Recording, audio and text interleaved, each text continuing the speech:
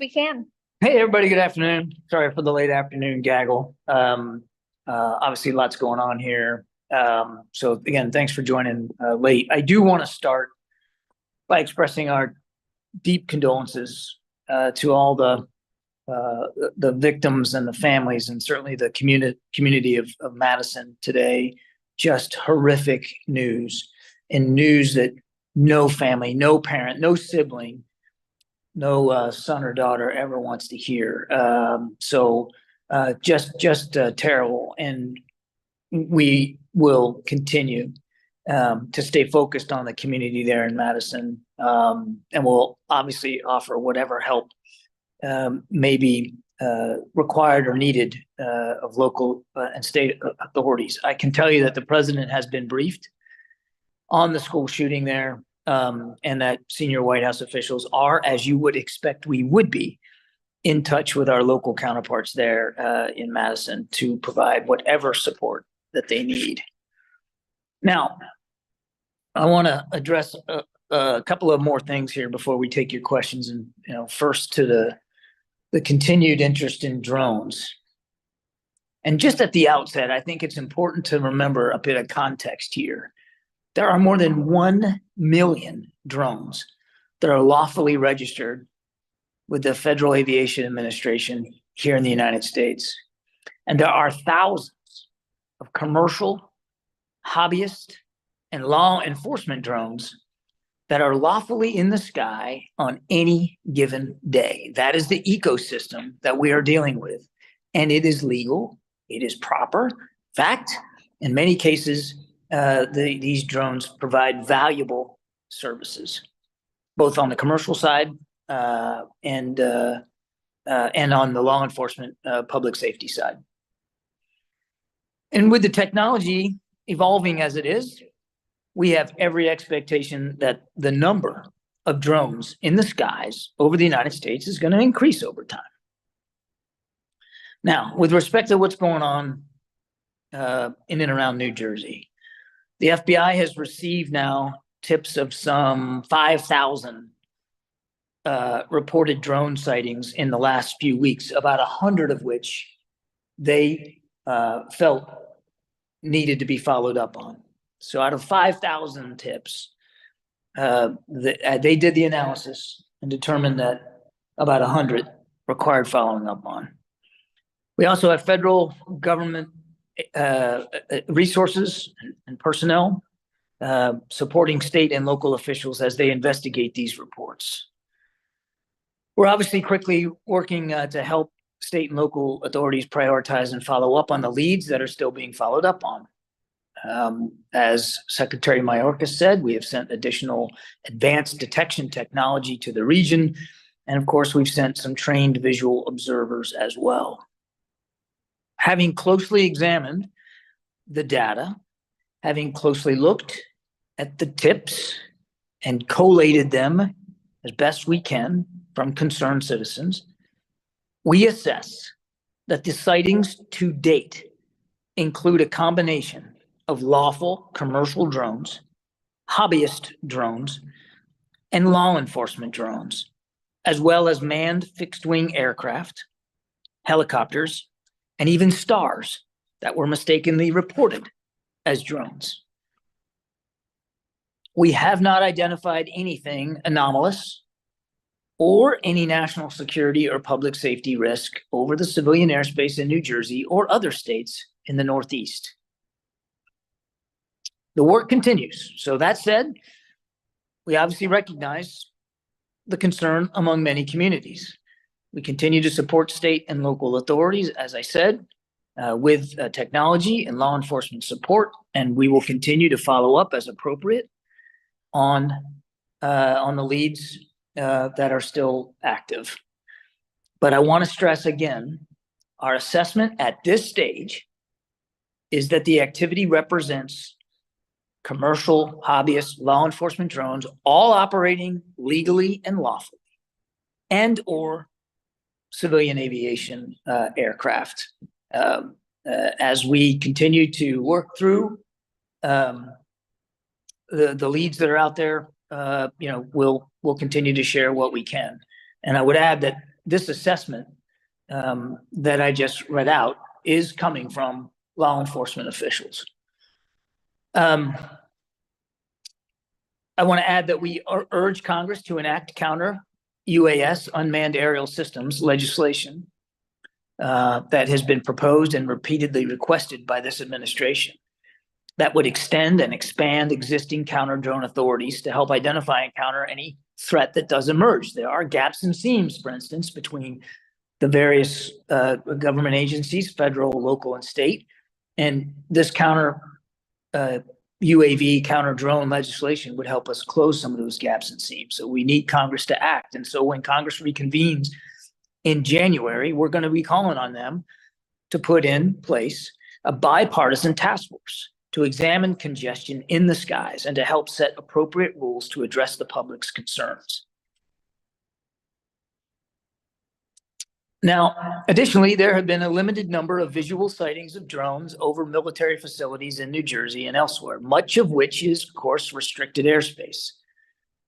Such sightings near or over DoD installations are not new. And DoD takes unauthorized access over its airspace seriously, as you would expect them to do, and they coordinate closely with federal and law enforcement authorities as appropriate. And they are actively engaged with local commanders to ensure that there are appropriate detection and mitigation measures in place. And lastly, if I could, turning to North Korea and Russia. Throughout this conflict, we've seen that North Korean support for Russia's illegal and unprovoked war, including the transfer of missiles, artillery ammunition. And in October, of course, we announced that more than 1,000 North Korean troops were deployed to Russia on a purported training mission. In reality, Russia, due to Ukraine's strong defense and out of military desperation, sought additional support to facilitate and to perpetuate its war. Over the past few days, we have seen these North Korean soldiers move from the second lines on the battlefield to the front lines on the battlefield and to be actively engaged in combat operations. It's not surprising, and of course, it's also not surprising that now North Korean soldiers are suffering losses on the battlefield. In response to Russia's escalation, which of course the introduction of North Korean soldiers represents in terms of escalation, the United States has announced new assistance, including the use of long-range capabilities to degrade North Korean and Russian forces before they attack. And we have continued to surge security assistance, announcing 2 drawdowns in just recent weeks and 1 USAI package. Today, Biden-Harris administration is announcing new sanctions on 9 DPRK North Korean individuals and 7 entities, including banks and shipping companies, all of which is over, of course, Kim Jong-un's support for Russia's war in Ukraine, as well as the DPRK's continued ballistic missile testing. These sanctions contribute toward broader efforts to degrade the DPRK's ability to continue generating revenue for its weapons of mass destruction program and for providing munitions and ballistic missiles to Russia for use against Ukraine. We're going to continue to hold accountable all actors who facilitate financially and militarily Russia's illegal and brutal war in Ukraine. And it goes without saying, or at least I hope it goes without saying, that we stand by Ukraine and the Ukrainian people as they defend their freedom, their territorial integrity, their sovereignty, their citizens, their lives, and their livelihoods. That's been a consistent theme. It's been a consistent effort by this administration since Mr. Putin decided to cross the line in February 22. And I can assure you with every day that we have left in this administration, we're going to make good on that commitment. With that, I can take some questions. Thank you. Our first question will go to Nandita with Reuters.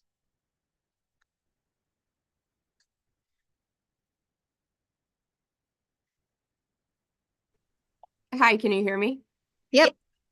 Thank you. I wanted to ask about, President-elect Trump's comments on Ukraine today. He's obviously raised doubts about President Biden's strategy of sending long-range missiles to Ukraine. Today, he said Ukraine has to agree to a deal. I'm curious what you think of Trump's comments and what they mean for President Zelensky and the future of Ukraine. I'm not going to engage in a public back and forth here, but I do want to make a couple of points. They are things you've heard me say before, but my goodness, you need to hear us say it again. Nothing about Ukraine without Ukraine. We're not going to have talks about them without them involved. We're not going to force their hand in terms of what their next steps might be. President Zelensky was elected by the Ukrainian people to be their representative in the executive branch of their government, and he is. And he gets to decide if and when there's going to be a negotiation. Now, we all believe there should be a negotiated end to this war. That's probably the most likely and the best way it's going to end. We recognize that. But President Zelensky gets to determine under what terms, what conditions, when, and how he wants to engage in negotiations. And as we have made clear to him in the past, so I can today, when he makes that decision, as long as President Biden is commander-in-chief, he will find in this administration a supporter as he moves forward to negotiating. But he gets to determine that. And if he does do it, he gets to determine the conditions. The third thing I'll say is that between now and that day, whenever that day is, we're going to make sure that his army has what they need to continue to succeed on the battlefield and to push the Russians back and to make it harder on Mr. Putin to continue to fight this war.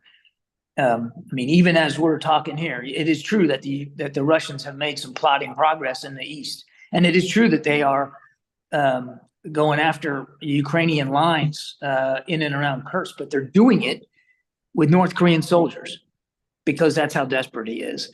And the progress that they're making in the east, yes, not denying that they're making progress, but it's coming at a heavy cost for Russian soldiers as well. One of the things that Mr. Putin has had to buy a lot of in terms, he's bought a lot of missiles, he's bought drones, he's bought artillery shells, and he's getting them from all kinds of different places. He's also had to buy a lot of body bags. And I think that shouldn't be forgotten. That's it. Thank you. Our next question will go to Amr with the AP. Hey, thank you, John. One question I had was, did the administration consult with President-elect Trump's team before the decision to loosen restrictions on the use of American-provided ATACMS? And then just secondly, on your point about North Koreans now being seen moving up to the front lines, is there anything specific triggering this? And is there an assessment of how many North Korean troops have been injured or lost thus far? Thank you. So let me take your second one first. I don't know that we have an exact number, but we do believe that they have suffered some significant losses, killed and wounded. But it's difficult for me to put an actual number on it. I would say certainly in the realm of dozens, several dozens. And we're just now starting to see this movement of them from the second line to the front line. So it's a fairly new development, Amr, and you know, we might be able to have a little bit more granularity as days go on. But I wouldn't have put it in this opening statement if we didn't assess that these were fairly significant losses. Again, we just don't have a hard number on it, but the figures that we are seeing and trying to triangulate tell us that, again, this has not been an insignificant set of losses for these guys. And look, you know, we said it at the time. If they want to enter the fight, they do so at their own peril. And now they're learning what that means.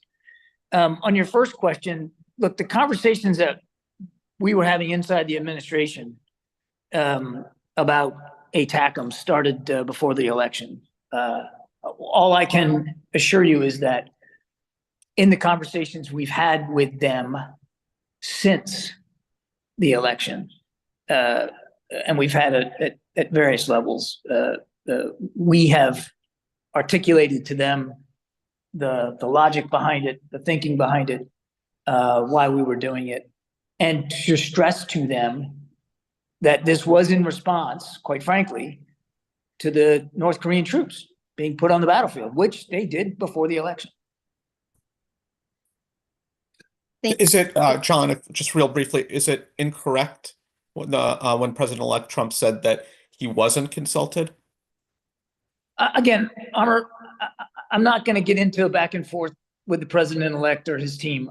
I can only tell you the decision about ATACMS was made before the election, before we had a result. And it was made internal to this administration, as it should be. And it was made because of a decision by Putin to use North Korean troops, which was a decision he made before the election. So all that happened pre-election. Post-election, we have had the appropriate level of conversations with the incoming team about various national security issues, including the war in Ukraine, to explain what we're doing, what we're seeing, why we're doing it, so that, as I said the other day, I think I said this in the briefing room, there should be no decision we are taking or that we have taken in recent weeks that should come as a surprise to them. Thank you. Our next question will go to Francesca with USA Today.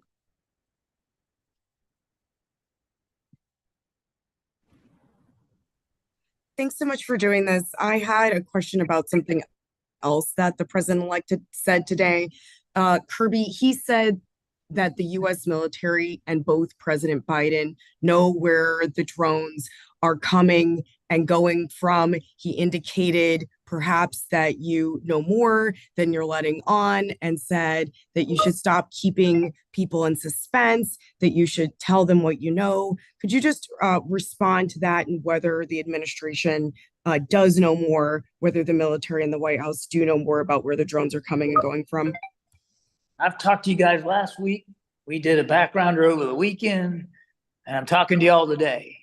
And today, as I think you hopefully picked up in my opening statement, we are now able to tell you what our assessment is to date. And our assessment is to date, as I indicated, what we believe these things are. Now, again, that's the assessment to date. So I would say that we are making a very good faith effort to be as open and direct with all of you and with the American people as we can, and that will continue. That will continue all throughout the coming days. There's absolutely no effort to be anything other than as upfront as we can be. Now, what we're not going to do is speculate, and we're not going to hypothesize. We're not going to provide content that we can't be sure is accurate.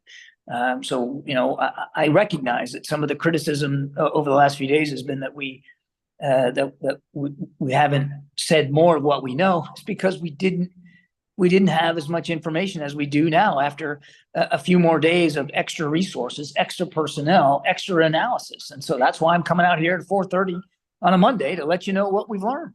And we're going to continue to do that because we know there are, ongoing concerns about this. But I want to stress again, please, if you do anything in your coverage, please make sure that you remind people that there are over 1 million legal drones in the country, and that thousands of them are flying around on any given day legally, lawfully, performing valuable services, including for the betterment of citizens on the ground. It's okay to fly drones. It's legal to do it. If you're registered with the FAA, and our assessment is that the vast majority are.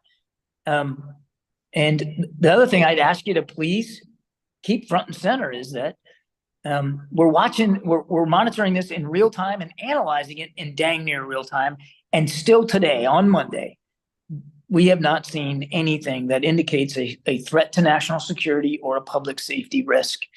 And obviously, if we did, we would, as appropriate, take the right action, do the right things, execute the right policies, and be as transparent with the American people about it as we could. Kirby, if I just could really quickly, not to get into intelligence assessments, but is there anything that you're seeing in the intelligence that perhaps he was referring to that you're not able to tell us about right now? No. I mean, the short answer to that is no. Look, you know that I'm always careful when I'm asked about intelligence assessments one way or another. But if there was something there that would contradict my statement that there was no national security threat at play right now that we know of, or a public safety risk, obviously I wouldn't say it that way. You know, it's not like there's a bit of intel out there that I'm obfuscating or obscuring from you. If we had information, intelligence or otherwise, that told us that there was a national security threat posed by this drone activity, I would say that. Maybe I wouldn't be able to tell you exactly what the threat is or who it's from or what the purpose is, but I would. And I can't. I just can't say that to you, honestly, because we haven't seen it. Thanks. Thank you. Our next question will go to Kayla with CNN. Thank you, and thank you, Admiral, for doing this. First, I just wanted to see if you could elaborate at all on the nature of the discussions between the White House and Trump teams on Ukraine, in which the president-elect has said he wants to see a ceasefire on day one. And second, I wanted to see if you could comment on the impeachment of President Yoon in South Korea, what it means for the alliance, and whether the U.S. believes, as some in the country do, that President Yoon should be charged with insurrection. Thanks. Hey, I will defer to the incoming team to speak to whatever policies that they want to pursue from a national security perspective. That's the appropriate thing. You know, they should speak to whatever decisions that they believe they're going to make or approaches that they want to take. I mean, that's not for me to comment on or to go into any depth on. I would just tell you, well, I don't want to just repeat what I said before. I'd point you back to my previous answer. Nothing about Ukraine without Ukraine. We want to put President Zelensky in the best possible position so that if and when he's ready to negotiate an end to this war, he can do it from a position of strength, from a position of some leverage. And that's why we continue to flow so much security assistance to him in these closing weeks of the administration, and that's going to continue. What the next team decides to do, how they want to handle that really would be for them to speak to. And I just don't think it's useful or productive for me to go beyond that. Obviously, we continue to watch events in South Korea very, very closely. Significant ally, remains a significant ally, an alliance that is incredibly healthy now after the result of these last 4 years of really working on our alliances and partnerships in the Pacific. As you know, the president spoke with the acting president, Han Duck-soo, over the weekend. I think it was on Saturday evening, to congratulate him and also to reaffirm our commitment to the South Korean people, to the alliance. I will not speak to internal domestic issues inside South Korea. Your question about whether he should be charged with insurrection. Those kinds of things are for South Korean officials, South Korean legislators, the South Korean people to determine, not the United States. All I'll say is that, as the president said to acting President Han Duck-soo, this is an important relationship for us. It's a terrific alliance. The United States is going to stay committed to it. Thank you. Our next question will go to Cheyenne with ABC. Hi, thank you for doing this. The president-elect also mentioned changing a trip to Bedminster. Do you have any reason to believe that Bedminster, New Jersey has been at all at risk with any of these drone sightings? And also, you've talked about the thousands of drones flying around legally on any given day. What's your explanation for why this became a concern just recently in New Jersey? Do you think it's just a chain reaction? I don't know the answer to that. I don't. But I can tell you, we're working hard to triangulate all of these sightings. And as I said, of the 5,000 that the FBI took in, the local law enforcement, there were about 100 that were deemed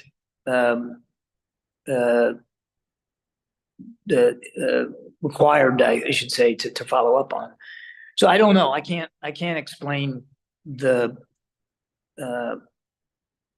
number of sightings, and many of them are duplicative. In other words, you might get like, this is an example, not a hypothetical example, but you might get 10 sightings of a single aircraft. So that counts as 10 sightings, but it may only be one aircraft. So as this has become a story locally and certainly through the media, more and more people are looking skyward, and more people are seeing things, and more people are calling them in and taking video of them. But in a lot of instances, it turns out to be the same thing seen by multiple people. But I just can't explain. I don't know.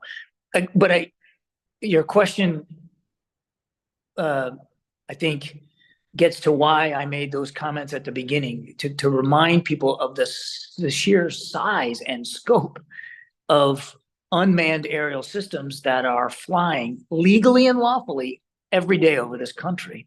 And again, it's to our benefit, commercially, and even from a public safety and law enforcement perspective. So that there are lots of drones in the sky, I think, is without dispute. And that the vast majority of them are doing good things for people on the ground also should not be in dispute. As for the issue of Bedminster, it is already designated as restricted airspace, so it is unlawful to fly in that space with or without it being a manned aircraft, without the FAA's approval. So it's already restricted. I can't speak to the president-elect's travel or what he's decided to do or where he's decided to go, but I think it's important to remember that it is already restricted airspace. Thank you. Our next question will go to Nadia. Thank you. I have a couple of questions. First, the mother of Austin Tice has sent a letter to Prime Minister Netanyahu asking him to hold Israeli strikes outside of Damascus because she believes that Austin Tice might be held in a jail there. Do you think that the Israeli strikes might affect his chances of being found alive? And I have another question. I really don't have anything for you on that one, Nadia. That's a, that I think, that's a question better put to the Tice family and to the IDF. I would just tell you that we continue to work very, very hard to try to find out where Austin is, how Austin is, and what, stemming from that information, what we can do to try to get him home. And sadly, regrettably, I just don't have additional detail to provide for you on that today. We're still working this very, very hard. Okay. Also, the President-elect Trump said today that Turkey holds all the keys to what's happening in Syria. In fact, he's insinuating that Turkey is a major player of what's taken and unfolding events in Syria. And he praised President Erdogan as a smart guy. What's your assessment of Turkey's role on what we have seen so far in the fall of the Bashar al-Assad regime? There's no question that the Turks are significant players here in whatever the outcome in Syria is going to be, as they have been over the course of the last 14 years. And that's why Secretary Blinken went to Turkey last week. It's why we continue to have conversations with them at all different levels about what they're doing, what their concerns are. As I have said in the past, they have legitimate concerns with a terrorist threat along that border with Syria. Turkish citizens have fallen victim to terrorist activities there. You can't very well blame the Turks for being concerned about that threat. On the other hand, we have a relationship with the Syrian Democratic Forces to go after ISIS. We want to keep that focus of them and us. And so we have certainly talked about our concerns with respect to that mission set as it relates to Turkey's military operations on the other side of that border. And if there's a need, as there's a need to deconflict and to work through some of those overlapping concerns, well, we'll do that because Turkey is, as you rightly said, a NATO ally. So they have had, and legitimately so, have had a large interest in what's going on in Syria. We recognize that. We also recognize that sometimes their goals aren't exactly the same as ours. And so we talked to them about that, and we'll continue to do so. Thank you. Our next question will go to Alex with the Wall Street Journal. Yeah, thanks so much. Really quickly, Kirby, I noticed you said that this assessment is coming from law enforcement. Just checking if any intelligence agencies or especially military intel is part of what went into this assessment, knowing that some of the drones went over Langley and Wright Pat. And just trying to get a sense of, how did the administration work to get this info? You mentioned, you didn't have it before, now you do. Sort of what went into this? Is this like, were there a bunch of meetings at FBI, send a bunch of folks out? Can you just give us some detail on how you've gotten to this point now in the assessment? Thanks. I kind of already did, Alex. I said we surged resources, detection capabilities. We surged personnel, including visual observers. From federal agencies, predominantly DHS.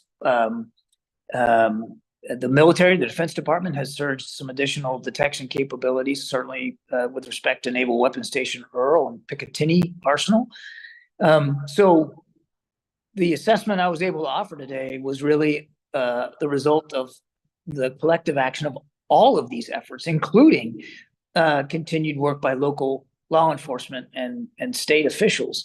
The work continues. This is our assessment to date. We will continue to look at this as hard as we can, but it is really the result of an influx of resources and personnel applied to this particular problem set. I think the Pentagon already spoke to Wright-Patterson. There was no, as I understand it, no disruption of operations. I think some of the original reporting out of there was lacking some context that I think the Pentagon added to and provided. On intelligence, I would just say that this is a true interagency effort, and we're all working really hard to apply the right resources to the problem set and to be as open and transparent with people as we can be. And I think I best leave it at that.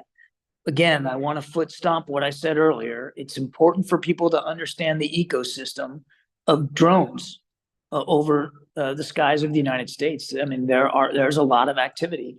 And again, the vast majority of it is legal and lawful.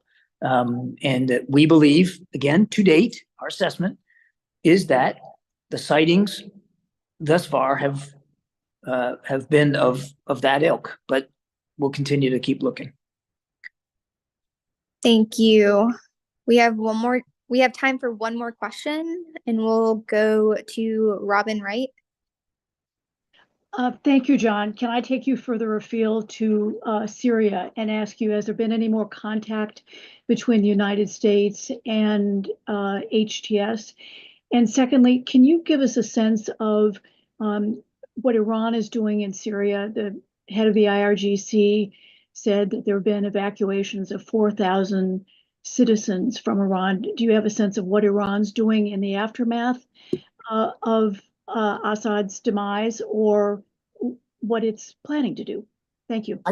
I can tell you on HTS, as Secretary Blinken indicated, we have been in direct contact with HTS, as we have been with other groups. We also have indirect ways of communicating with all those groups as well, and we're pulling on all those levers to make sure that we can very closely monitor this transition to what we hope will be. We hope it'll be a peaceful transition, but to a stable, secure, sovereign Syria. that meets the aspirations of his people. So I don't have any additional or specifics about conversations with HTS, except to reiterate what Secretary Blinken said. We have been in touch with him, and I suspect we will be going forward. I also think, Robin, you shouldn't, no one should expect that we're going to get into a detailed readout of every single conversation that we have with every rebel group or opposition leader as it unfolds. That's I wouldn't expect that you're going to see that. And as for Iran, you know, I would be lying to you if I said we had, you know, perfect visibility on everything that Iranian leaders are doing or deciding when it comes to Syria. I can go so far as to say we certainly have seen indications that that the Iranians are pulling people and resources out of Syria. That is true. But at what scale and on what timeline, it's difficult for us to be very granular on that. You know, we just don't have perfect visibility, but it's clear to us that they certainly weren't willing or able to come to Assad's rescue. And in the aftermath of his departure, it's clear to us that they are reevaluating, I think is the best way to put it, their presence in Syria, and have already started to move some people and some resources out. That's really as far as I can go. Thank you. And thank you everyone for joining us today. As always, if we weren't able to get to you, please reach out to the NSC Press Distro and we'll get back to you as soon as we can. Thanks all.